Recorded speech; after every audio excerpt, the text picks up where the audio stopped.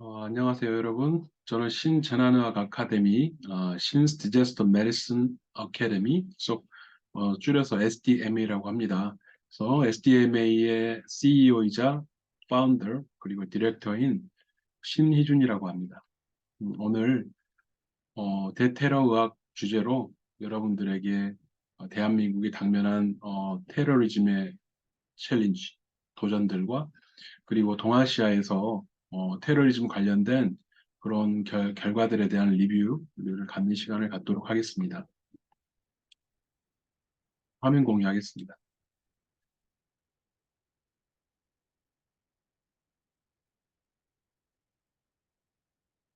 네, 시작할게요. 네. 그래서 제목은 Challenges of Terrorism Faced by South Korea and Terrorism Review in East Asia입니다.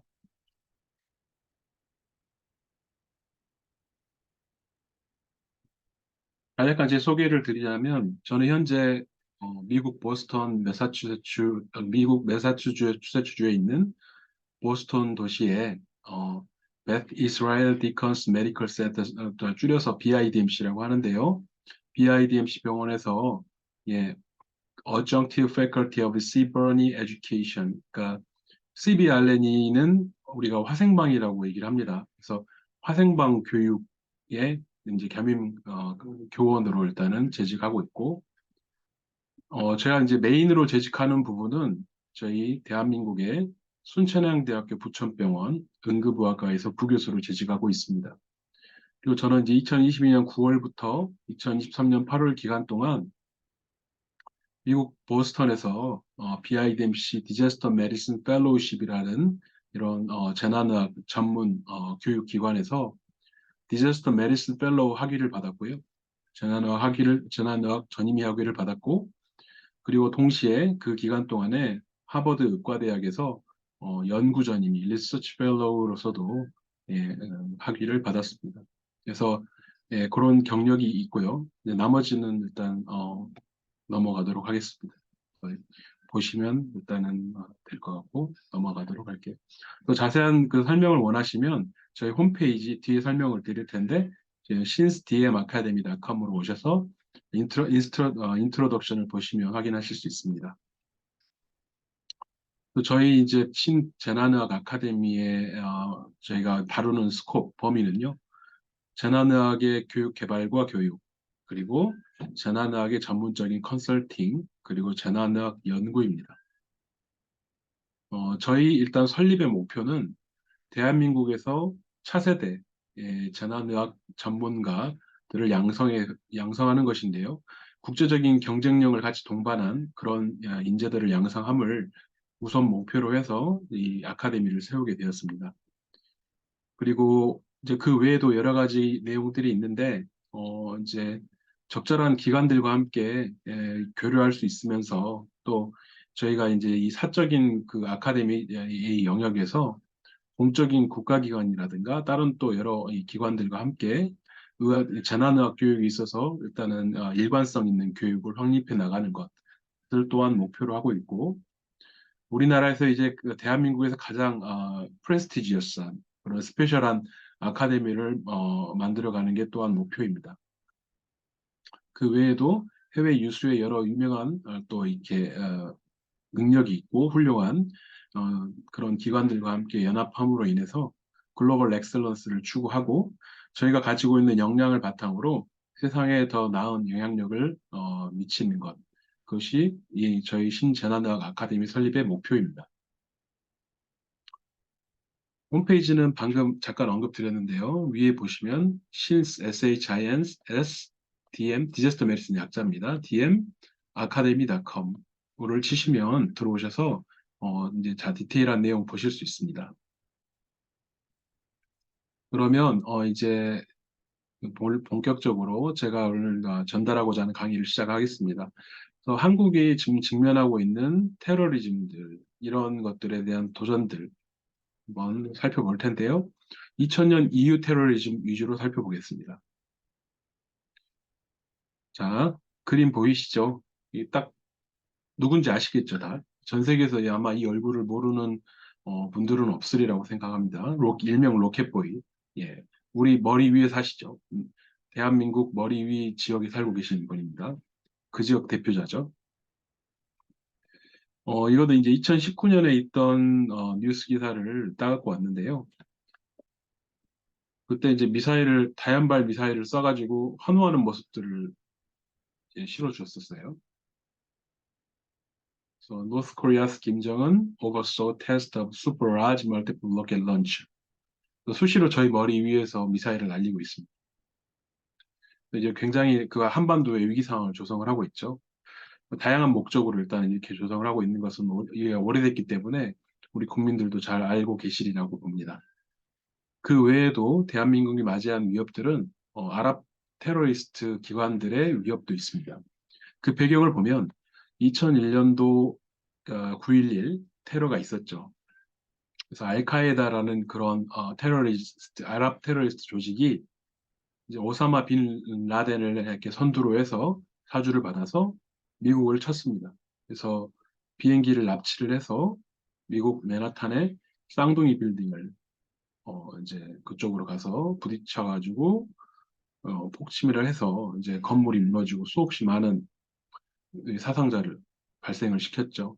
거의 뭐 3천 명이 사망한 걸로 일단 기록이 돼 있죠. 그 말고도 다른 또 비행기들은 미국 국방부 펜타곤에 가서 또 공격을 했었고, 또 다른 지역으로 또 이제 중요한 국가 인프라스트럭처 쪽으로 가다가 그 안에서 승객들이 용감히 또 이렇게 저항을 해서 이제 이 중간에 이렇게 비행기가 납치범이 이렇게 운행하는 비행기가 땅에 떨어져 가지고 승객들이 모두 사망했던 안타까운 이야기들도 다큐멘터리를 통해서 저희가 접할 수 있습니다. 이 일로 인해서 미국 정부는 US Counter Terrorism Operation을 이제 시행을 하게 되는데요. 먼저 시작한 것이 2001년도 10월 7일에 이제 미국에서 잠수함을 이용해서 아프가니스탄을 에어스트라이크, 그러니까 이 폭격을 합니다. 폭탄을 쏘기도 하고 폭격도 했어요. 그래서 이제 공격을 시작을 했고 그해 12월 7일 날 이제 탈레반 군부를 축출을 합니다. 그리고 2003년이 되면 3월 20일에 이라크를 공격을 하는데요. 그 이유는 이라크가 이제 이 시기에 미국이 이제 굉장히 텐션이 높아져 있죠. 그런 상황인데 미국이 협조적이지 않고 또 이제 친미였다가 약간 반미로 돌아서는 그런 모습을 보여요. 사담 후세인 정권이. 그래서 이제 찍혔어요. 그래서 이제 공격을 그 여러 이제 이유들을 대가로 해서 공격을 받게 되고 또 이제 이 탈레반이나 이런 아랍 테러리스트 기관들과 연합한다 이런 미국의 판단을 들게 해서 또 이제 공격을 받습니다. 그리고 그 해에 12월 13일 날 사담 후세인이 붙잡힙니다. 그래서 이제 이렇게 좀 정세가 아랍 테러리스트 기관들이 이제 테러리즘을 일으키고 날뛰던 이제 그 기세가 한풀 꺾여요. 그래도 이제 지지부진하게 이런 국지전 게릴라전 같은 걸 통해 가지고 계속 이제 전쟁이 지속되다가 2011년 5월 1일 오사마 빈 라덴 알카이다의 지도자가 이제 미국으로부터 사살당합니다. 잡혀서 사살당합니다. 그래서 이제 이렇게 장장 이렇게 거의 한 10년에 걸치는 기간 동안 피해 역사가 쓰여요. 이제 이런 배경 하에서 볼 때, 이런 상황에서 이제 그 미국의 적대적인 아랍 국가들도 있었고, 이란, 레바논, 시리아 같은 국가들도 있고, 친미하는 국가들도 있었어요. 사우디아라비아나 쿠웨이트 같은. 그래서 이러한 또 국가들 간에도 이 걸프만 안에 있는 국가들 간에도 긴장이 굉장히 올라갔던 시기였고, 이때부터 이미 뭐 대한민국과 일본은 US Counter Terrorism Policy, 그러니까 미국 대테러 정책을 지원을 합니다. 그렇기 때문에 아랍 테러리스트 기관들이 공공연하게 이제 대한민국과 일본을 그러한 그들의 테러리즘의 타겟 대상으로서 지정을 하게 됩니다. 그것을 이제 에비던스를 확인할 수 있던 게 이건 2016년에 나온 6월 20일자 뉴스인데요. South Korea warns of Islamic State threat against US bases라는 제목이에요. 그래서 보면 그 대한민국의 이 국가 지능 서비스라고 이제 직역을 하면 이렇게 되는데요.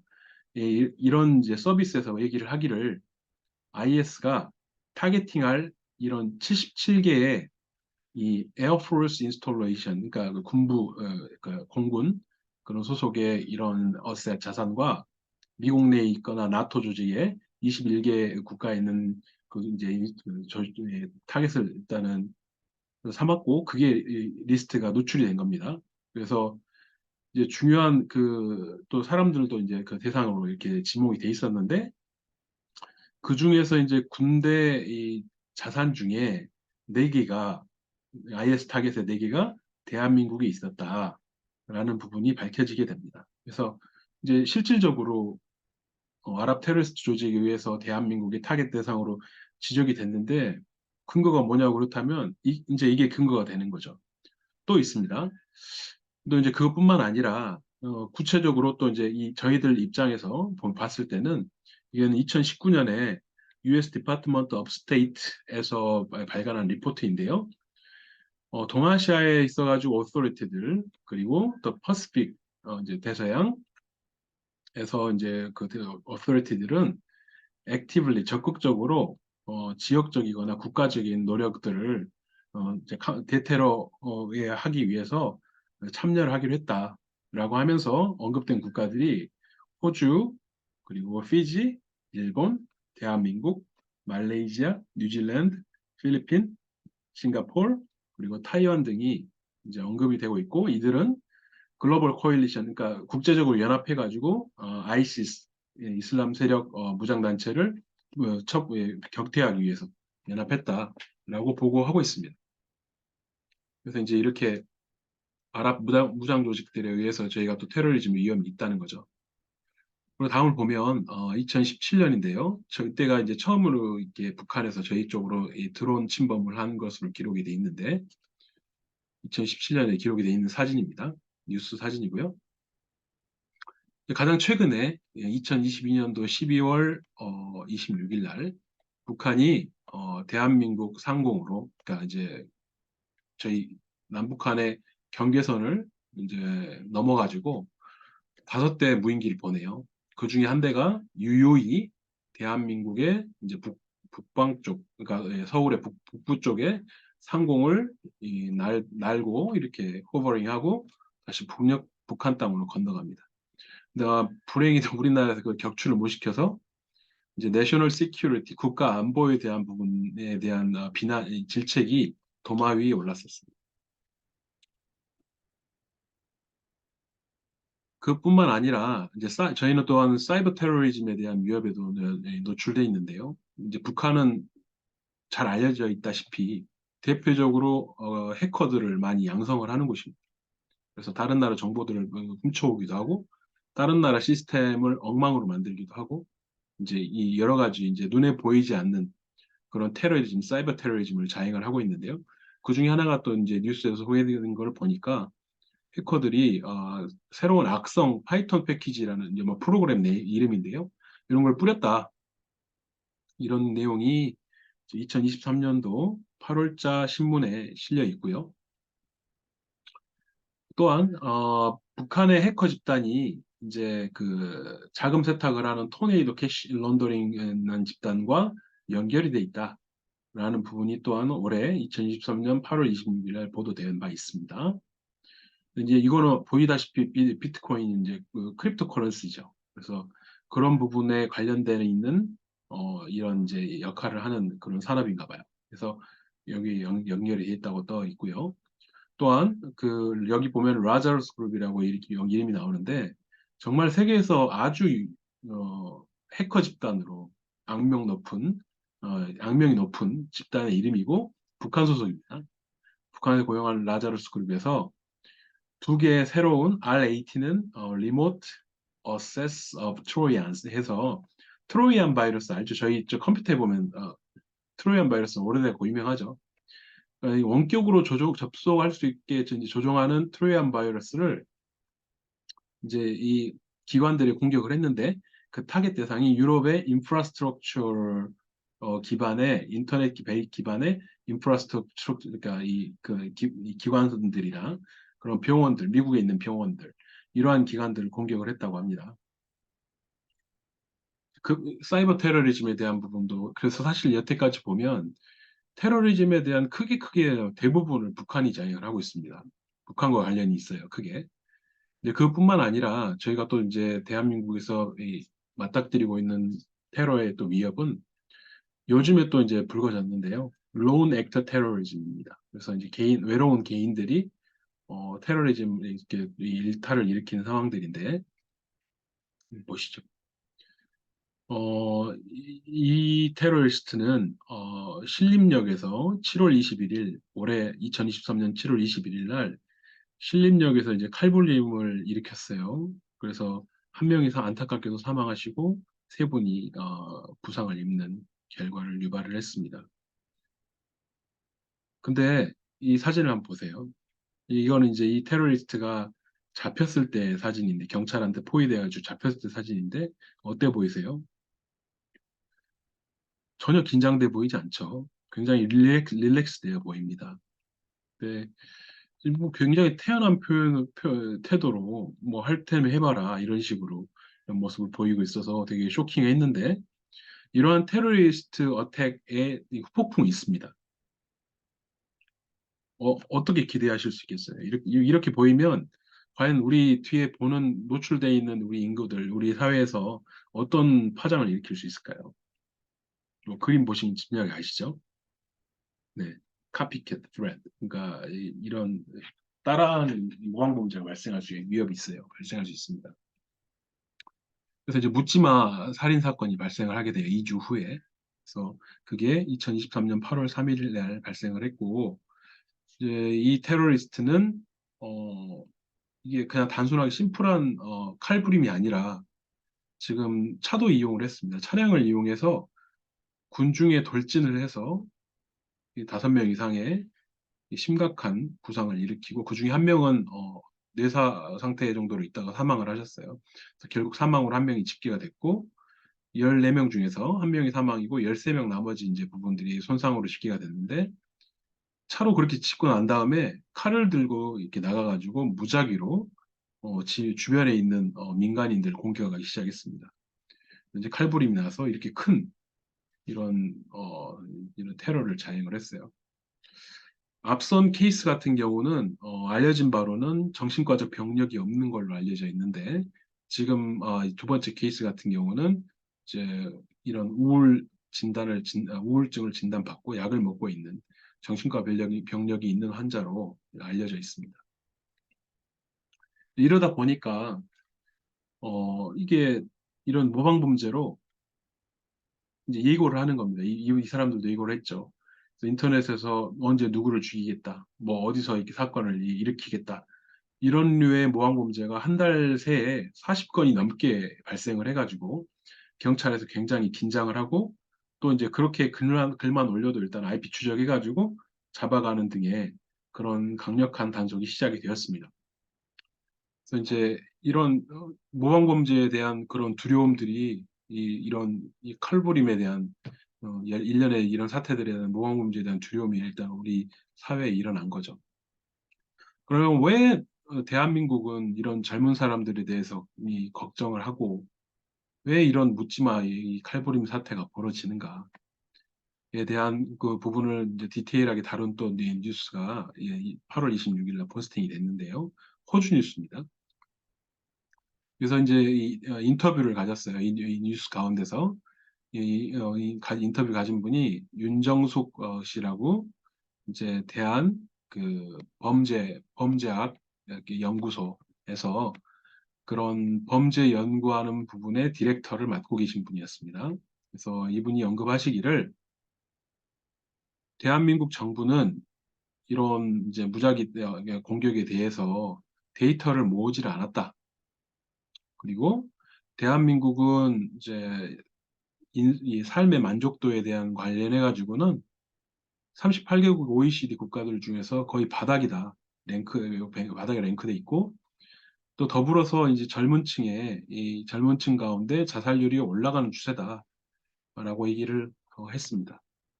또 그때 당시에 이제 이런 사건들이 일련으로 벌어지니까 윤석열 정부에서 특히 대통령이 이런 이제 법 집행 기관들의 힘을 좀 강화할 것을 지시를 했었는데요.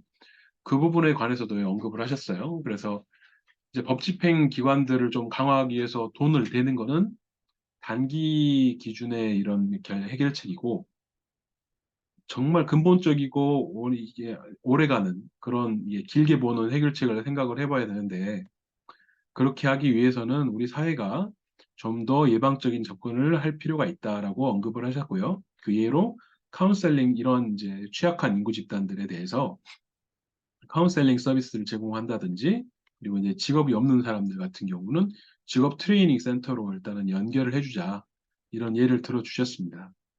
저 또한 응급의학과 의사로서 이 부분에 굉장히 동감을 하고 어, 지금 그 부분을 일단은 이제 인정하는 부분이 응급실에 있다 보면 매 근무 시간마다 근무 타임마다 자살 시도자들이 오십니다. 근데 그들의 문제 대부분은 물론 불화도 있고 여러 가지 있지만 가장 근본에 있는 문제는 이것처럼 이렇게 해결되지 않는 그런 경제적인 문제들 그런 부분들이 꽤 거의 대부분을 차지를 했었습니다. 그래서 이제 그런 차원에서 본다 그러면 이렇게 실질적으로 일단 그런 근본적인 문제들을 해소시켜 줄 수 있는 그러한 해결안을 예방적인 해결안을 접근하는 법을 제시를 해주는 것이 실질적으로 필요하다고 저도 100% 동감을 합니다. 이제 끝마무리 돼가는 단계인데요. 이제 우리가 당면한 테러리즘에 대한 부분들 언급을 드렸는데 우리 국가에서 발행한 백서나 국가에서 발행한 전략 이런 문서들 그러니까 이제 전술에 대한 문서들, 이런 정책에 대한 문서들을 한번 제가 살펴봤는데요. 국내외 테러 예방 및 대응 체계 확립에 대한 부분이 국방 백서에서 2022년 발간된 국방 백서에서 언급이 됐어요. 보니까 테러 대비 정책 제도 체계를 발전을 시킬 거고 대테러 작전 수행 능력을 강화를 할 거고 드론 테러 대응 종합 대책을 추진을 하겠다.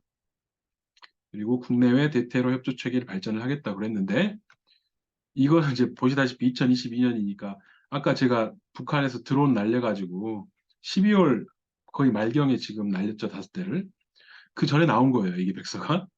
근데 드론 테러 대응 종합대책 추진하겠다고 한 그 이제 발표한 후에 바로 보란 듯이 지금 대한민국으로 드론을 북한에서 날렸습니다. 저 개인적으로 생각할 때는 약 올리고 간 부분이 뭐 조롱하기도 하고 여러 이 효과를 노렸겠지만 저희가 공격받지 않은 게 너무 다행이었다는 생각이 들어요. 예, 여러 가지 이제 모델리티도 공격할 수 있는 대테러와 견지에서 보면 실제로 그런 사례들이 있었고 전 세계적으로 봤을 때 굉장히 위험한 상황이었는데 일단은 우리가 그때는 운이 좋았지만 앞으로 진정으로 대비가 필요하다. 이런 필요성을 느끼게 된 사건이기도 했습니다. 또한 이제 이거는 좀 더 최근에 나온 건데요. 올해 그러니까 2023년 7월 7일에 발간된 국가 안보 전략 이 서적입니다. 여기서는 뭘 얘기를 하고 있냐면 국가 대테러 역량을 강화하겠다는 부분을 일단은 큰 제목으로 해서 언급하고 있는 것들이 국내 테러 단체 연계 활동과 테러 자금 조달 차단 역량을 구축을 하겠다. 또 변화하는 테러 위협에 대한 선제적 대응 역량을 강화하겠다. 또 국제사회와 테러 대응 공조를 강화하고 협력 채널을 다양화하겠다. 또 대테러 작전 부대의 대응 역량을 강화하겠다라고 언급을 하고 있습니다. 또한 또 연이어서 이제 국가 차원의 재난 위기 관리 체계도 강화를 할 것을 천명을 하고 있는데요. 그 내용들을 그러니까 안을 들여다보면 국가 안보 및 재난 위기 관리를 위한 협력 체계를 개선을 하겠다고 하셨고 민관 협력에 기반을 둔 통합적 재난 관리 체계를 정립한다고 하고 있습니다. 근데 이제 재난의학을 일단 저 개인으로는 거의 이제 9년째, 10년 가까이 해오고 있는 상황에서 제가 봤을 때,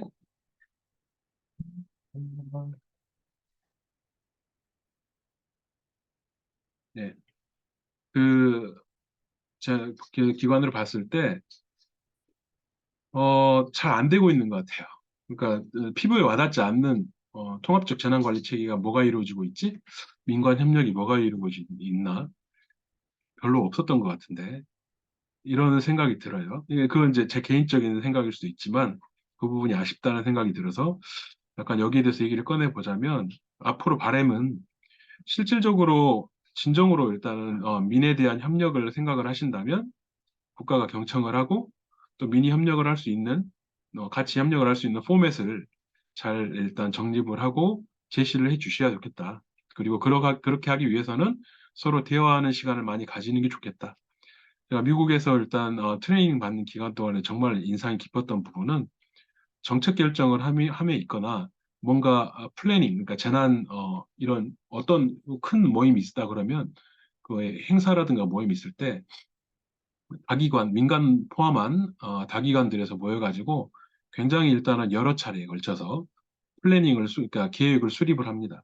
그게 한 번, 두 번 끝나는 게 아니고 다양한 그런 주주들, 여러 이렇게 단체들의 주주들을 일단은 초대를 해서 서로 이렇게 공청회도 갖고 발표도 하고 또 해당되는 부분들이 시간 날짜를 정해가지고 언제 언제 어떻게 발표하겠다 그러면 거기에 맞춰서 이제 가요. 그게 예를 들면 보스턴 마라톤 연년이 일단은 이제 진행이 되는데 매년 할 때마다 보면 플래닝이 1년 전부터 1년 내내 계획 수립을 합니다. 최소한 뭐 20번 정도는 만나요. 큰 이제 다기관이. 그래서 이런 것처럼 저희들도 대한민국도 이러한 좀 투자가 있어야 되겠다라고 생각을 해서 말씀을 드리고 디지털 플랫폼을 활용하여 선제적 재난 대응 역량을 구비한다라고 또 언급을 하고 있습니다. 그래서 여기까지 말씀을 드렸고 그래서 이제 그러니까 동아시아 테러리즘에 대한 리뷰를 1970년부터 2020년까지 기준으로 사건들을 바탕으로 한번 전달을 해드리도록 하겠습니다. 이 자료에 대한 레퍼런스는 제가 올해 발간한 Terrorism Related Attacks in East Asia from 1970 through 2020. So, Pre-Hospital and Disaster Medicine이라는 재난의학 전문 학술지에 발표가 되었고, BIDMC 재난의학 펠로우시면서 같이 동료들과 함께 발간을 하였습니다. 그래서 이제 배경을 보면 동아시아는 대한민국, 북한, 싱가포르, 홍콩, 그리고 이제 중국, 그리고 일본, 대만, 마카오로 구성이 되어 있습니다. 지금은 홍콩이 이제 중국의 반환이 되었죠. 그러니까 이제 자료가 70년부터 2020년까지다 보니 50년, 51년을 커버를 하다 보니까 이 기간들이 이렇게 이제 이 나라들이 분류가 돼 있습니다. 근데 거기서도 보면은 글로벌 테러리즘 인덱스라고 하는 GTI라고 일명 불리는 보고서가 있는데 2022년 보고서에 따르면 동아시아에서의 테러리즘의 그런 이런 임팩트는 굉장히 낮다라고 기술되어 있습니다. 그래서 언급되어 있는 걸 보면 어, 중국이 67위, 일본이 71위, 대만이 92위, 남한과 북한이 93위, 거의 이제 바닥이에요. 근데 너무 아이러니한 게 북한은 테러를 일으키는 주체잖아요. 근데 막상 자기 나라에서는 테러리즘 일어나는 거는 바닥입니다. 아주 청정한 걸로 표현이 되어 있는데 굉장히 아이러니한 데이터입니다. 이게 다음 보시면 다 아시겠죠? 그 일본의 이제 그러니까 아베 신조 총리가 이 7월 8일, 2022년 7월 8일 날 선거 유세 도중에 저격을 당해서 사망을 하게 됩니다. 이런 사건만 보더라도 동아시아는 더 이상 뭐 안전한 지역은 아닙니다. 앞서서 저희 대한민국도 마찬가지고 이런 크고 작은 테러리즘의 위협이 도사리고 있는 곳입니다. 그래서 이제 이러한 리뷰는 어떤 도움을 드릴 것이냐라고 살펴보면 대상은 퍼스트 리스펀드 1차 대응하시는 분들 소방이나 그러니까 또 이제 EMS 그러니까 구급이나 그리고 이제 병원 기반의 이제 의료 제공자들 그리고 정책 결정자들 그리고 이제 법 강화 기관들로 이제 언급이 되는데 경찰이나 또 장교들, 군 공무원들이 해당이 되시겠고요, 등등이. 그리고 이제 가장 마지막으로는 이 정보를 통해서 이제 지식을 얻고 좀 통찰력을 얻으시면 가능한 모든 미래의 희생양이 될 수 있는 가능성에서 벗어날 수 있도록 도와드리기 위해 이제 여러분 국민들에게 일단은 알려드리고자 합니다. 그러면 저희가 이게 뭘 도와드리느냐? 이러한 리뷰를 통해서 저희는 위험 취약도 평가에 대한 정제된 틀을 설립을 할 수가 있고요. 그리고 이제 대테러 의학의 견지를 일단은 관점을 개발을 할 수 있는데 그게 대테러학은 재난의학의 하위 분과입니다. 그래서 완화, 대비, 대응, 그리고 이제 복구 이런 사이클 안에서 대테러학적인 그런 견지 이 부분들을 이렇게 이제 이렇게 개발할 수가 있는데 주 타겟팅이 미티게이션 완화입니다. 왜냐하면 테러리즘 발생하면 저희가 사실은 의료진들이 할 수 있는 거 많지 않거든요. 그래서 이제 그러한 목적이 있고 그러한 도움을 드릴 수 있다는 것을 말씀을 드리고 그래서 이 리뷰의 목표는 이제 기존의 글로벌 테러리즘 데이터베이스라고 오픈 소스인데요. 전 세계에 오픈되어 있는 그런 전 세계 테러리즘 데이터베이스를 바탕으로 해서 거기서 1970년부터 2020년까지 동아시아에서 있었던 테러리즘 관련된 공격들의 그런 인구 통계학적인 그런 특성들 이런 것들을 살펴보고 그 의미들을 이제 좀 알려드리려고 합니다. 그래서 이제 방법은 좀 이렇게 기술적인 관찰 연구로 진행을 했고 이제 그로 인해서 나온 결과들이고요. 변수는 결과물은 일단 이제 그 무기 타입이나 그리고 어떤 사람들이 타깃이 됐는지 그리고 어떤 장소, 어떤 나라에서 발생했는지 그리고 얼마만큼 많은 사망자나 또 이 부상자가 발생을 했는지 이런 부분들을 조사해 봤습니다. 그래서 총 보면 이 기간 동안에 779건의 테러 공격이 기록이 되어 있고 그로 인해서 1123명이 사망하시고 9061명이 손상받은 것으로 기록이 되어 있습니다. 그 중에서 이제 나라별로 일단은 공격의 빈도를 보면 일본이 371건으로 제일 많았고 중국이 268건으로 두 번째로 많았습니다. 그래서 두 나라를 합치면 80%가 넘었습니다. 전체 공격에. 그리고 이제 1차 그 공격 무기 유형에 따라 가지고 공격을 한번 분류를 해봤더니 빈도수로는 폭발물이나 이제 소위성 무기라고 우리가 인센디어리는 소위성 무기라고 하는데 불이 타는 겁니다. 이렇게 계속 타는 거예요. 네, 이게 끔찍합니다. 계속 탑니다. 이게. 그래서 이러한 무기들을 사용한 부분들이 대략 보면 568건 정도 되면서 퍼센티지로는 70, 한 3% 이상 차지를 하게 되는데 다만 아이러니한 건 이러한 공격, 1차 무기 공격의 횟수가 많았지만 이것들이 그 환자, 그러니까 이 피해자 이 인구 집단의 크기와는 비례하지 않았다는 사실입니다. 대려 요 아래 보시면 케미컬 한번 주목해 보시면 17건밖에 발생 안 했고 퍼센티지로는 2.18%인데 뒤에 이제 그 표 보면서 설명을 드리도록 하겠습니다. 그게 어떤 효과를 가졌는지. 이제 그 외에 동아시아에서 이제 연도별로 일단은 전체 공격 수를 한번 셌더니 들쭉날쭉하지만 1990년에 92건으로 가장 피크를 이제 이뤘다가 그 이후에는 이제 줄어들고 있는 추세이긴 하지만 92년에 72건 피크, 96년에 88건 피크 이후로 이제 줄어들고 있지만 2000년에 18건, 2008년에 20건, 2014년에 36건으로 해가 거듭해 갈수록 이제 그 피크점들이 점점 더 증가하는 추세를 보이고 있습니다. 그래서 이제 그런 부분도 말씀드렸고 여기 지금 이제 탑5 어택, 그러니까 공격을 이런 사망자 수나 손상된 사람들의 수를 총합으로 일단은 분류를 해봤는데요. 1위부터 3위까지가 다 일본에서 발생을 했고 다 화학 무기에 의한 공격입니다. 그래서 그 손상이 제일 많았던 게 옴진리교가 이 정부 지하철 시스템을 공격을 했던 1995년 3월 20일 도쿄 살포, 도쿄 살인 살포 화학 공격이 1위를 차지했고요. 13명이 사망하고 5,500명이라는 엄청난 이런 많은 환자를 발생을 하게 됩니다. 부상자를 발생하게 되었고 그 외에도 옴진리교가 또 이제 그 전년도에 공격을 해서 사린가스를 공격을 해가지고 일반 시민들이랑 판사들을 공격을 했었어요. 그래서 7명이 사망하시고 500명이 돌아가시고 이것처럼 전체 5위 중에 1, 2, 3위가 다 화학 공격입니다.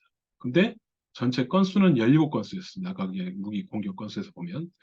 그러니까 이거를 이런 점으로 미루어 볼 때는 무조건 공격 횟수가 많다고 그래서 사상력이 있는 건 아니고 이런 특수용 무기가 있죠. 그러니까 우리가 CBRN이라고 얘기하는 거, 화생방 이런 무기가 정말 파급력이 크다라는 부분들을 좀 감안을 하고 기억을 해야 합니다. 실제로 이게 동아시아에서 발생했던 테러이기 때문에 앞으로 발생하지 말라는 법이 없고, 특히 우리 머리맡에 있는 북한에서는 온갖 종류의 화생방 무기를 다 보유하고 있기 때문에 특히나 저희는 이런 부분들에 대해서 주의를 기울이고 있어야 합니다. 이게 바로 대테러 의학적 견지에서의 통찰력입니다. 그 말고도 또 사위를 보면 이제 손상은 잘 알려지진 않았는데 사망자가 184건으로 가장 많게 기록된 건이 한 차이니스 시빌리언 한족들과 그리고 이제 중국 군부 간의 이런 충돌입니다. 그래서 신장 위구르 지역에서 일단은 발생했던 부분이고 이제 자치 독립에 대한 열망 때문에 이게 충돌이 잦았는데 이렇게 지금 큰 유혈 사태가 발생을 하게 됐다. 이 2009년도 7월 5일 사태가 기록이 되어 있습니다. 그래서 이제 결론을 보면 총 779건의 테러 공격이 이제 이 1970년부터 2020년 사이에 동아시아에서 발생을 했고 1123명이 사망했고 9061명이 손상을 당했습니다. 이 중에서 82% 이상이 이제 일본과 중국에서 발생을 했고 테러 이제 공격은 극적으로 일단은 1996년에 피크를 올리고 그 다음에 이제 줄어들고 있는 추세였지만 그래도 전반적으로 피크 트렌드가 업 트렌드, 증가하는 양상으로 가는 패턴을 보였다라고 말씀을 드릴 수 있겠습니다.